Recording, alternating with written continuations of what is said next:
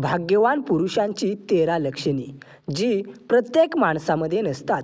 मित्रांनो, प्रत्येक मानवी शरीर अद्वितीय आणि विशेष असते आणि समुद्रशास्त्राच्या मते आपल्या शरीराची बनावट आणि त्यावरील काही आश्चर्यकारक गुण आपल्या जीवनाबद्दल आणि नशिबाबद्दल सखोल माहिती प्रदान करतात.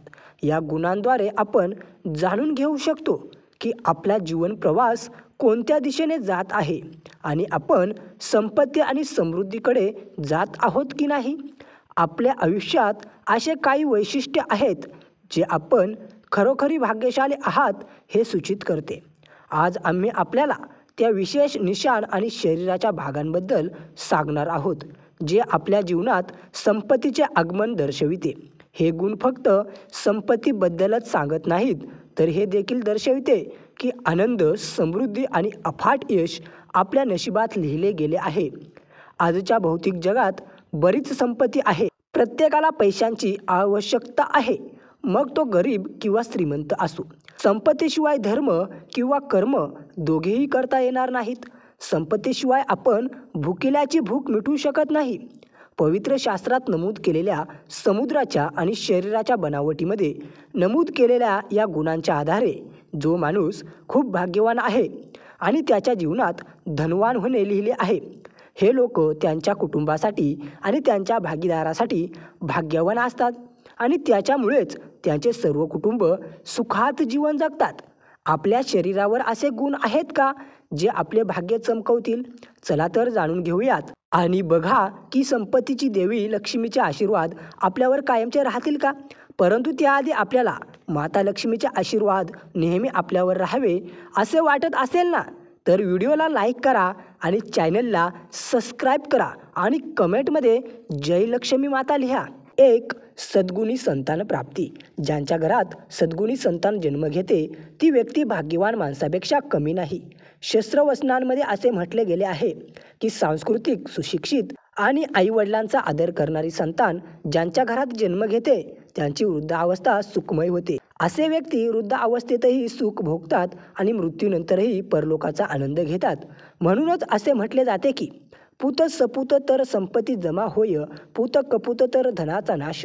2. सुकन्या पत्नी मिळणे. हा एखाद्या माणसासाठी खूप भाग्यवान संकेत आहे.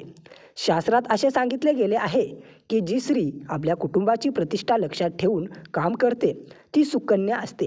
ज्या पुरुषाची सुकन्या स्त्रीचे लग्न होते त्यांची आयु भले कमी असो तरीही त्याच्या घरात नेहमी बरकत आणि सुख असते.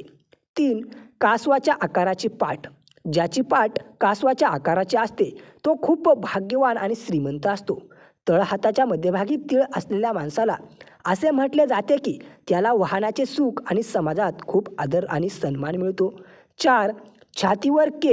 छातीवर बरेच केस असणाऱ्या पुरुषांना त्यांच्या आयुष्यात खूप आनंद, सुख, समृद्धी आणि संपत्ती मिळते. अशा व्यक्ती स्वभावाने खूप समाधानी असतात आणि स्वतःसाठी जीवन जगतात. 5. पायाची करगळी मोठी. जर एखाद्या माणसाच्या पायाचे छोटे बोट अंगठ्यापेक्षा मोठी असेल तर असे लोक खूप श्रीमंत असतात. ज्यांची मांडी लांब, जाड आणि मजबूत असते अशा पुरुषांचे भाग्य नेहमीच त्यांचे साथ देते. 6. लहान मान आणि साधारण मान खूप शुभ मानली जाते. अशा मानेचे लोक ज्यांची मान लांब नसते त्यांच्या आयुष्यात ते बरेच धन कमवतात. 7.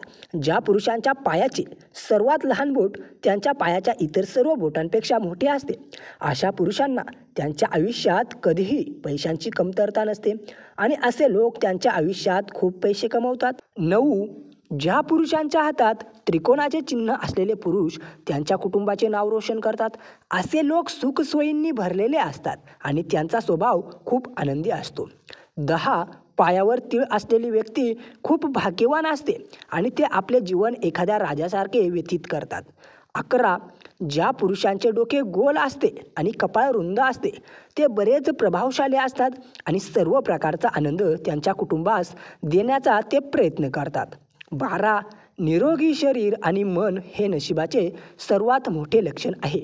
शास्त्रामध्ये असे सांगितले गेले आहे की भाग्यवान होण्याचे पहिले लक्षण म्हणजे आपले शरीर नेहमीच निरोगी असावे. 13.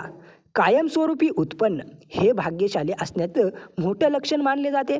जर आपणास अचानक खूप सारे पैसे कोणत्या तरी मार्गातून मिळाले आणि यामुळे आपले कायमस्वरूपी उत्पन्न तयार झाले, तर हे समजले पाहिजे की देवी लक्ष्मीची कृपा तुमच्यावर आहे.